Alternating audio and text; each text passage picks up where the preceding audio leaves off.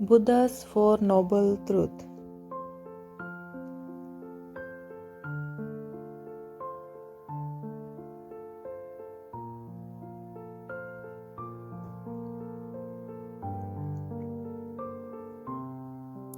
For the rest of his life, Buddha traveled throughout India, teaching others about what he had discovered. He taught people the Four Noble Truths he had realized about suffering. The first truth is that everyone suffered and has hard things happen to them. It's just part of life.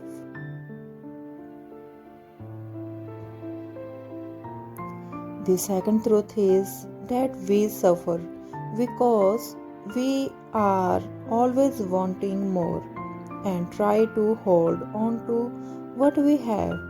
This might sound surprising.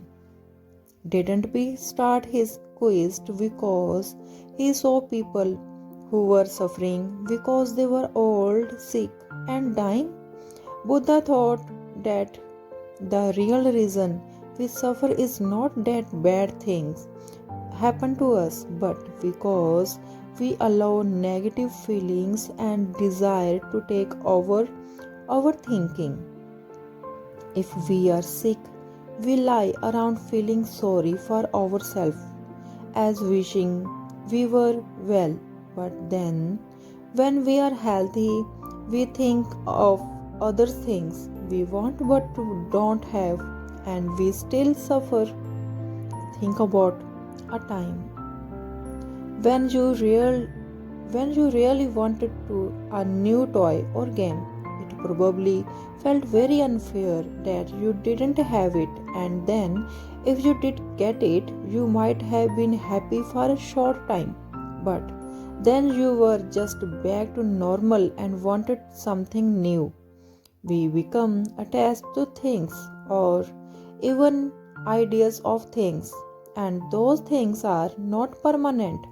This keeps us spending all our time wanting things we don't have and worrying we will lose what we do have.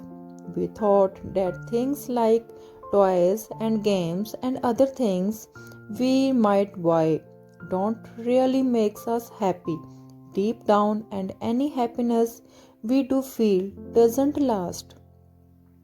The third truth is that we can overcome suffering.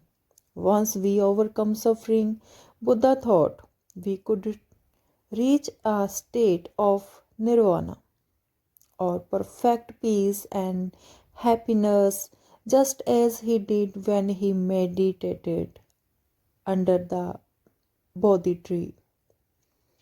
Finally, the fourth truth tells us how to overcome suffering.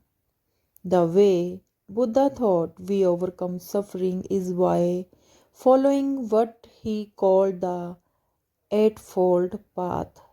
I won't go over all eight parts of the path, but basically, to follow the Eightfold Path, we must always try to improve ourselves. This means being kind and honest, try not to harm anyone or anything, and acting with compassion. We must also learn to pay attention to our own thoughts. As we pay attention to our thoughts, we can better understand the thoughts that make us feel sad.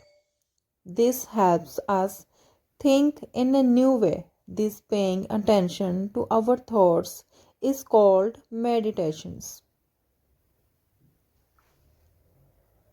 Karma. Buddha taught that following the Eightfold Path creates good karma.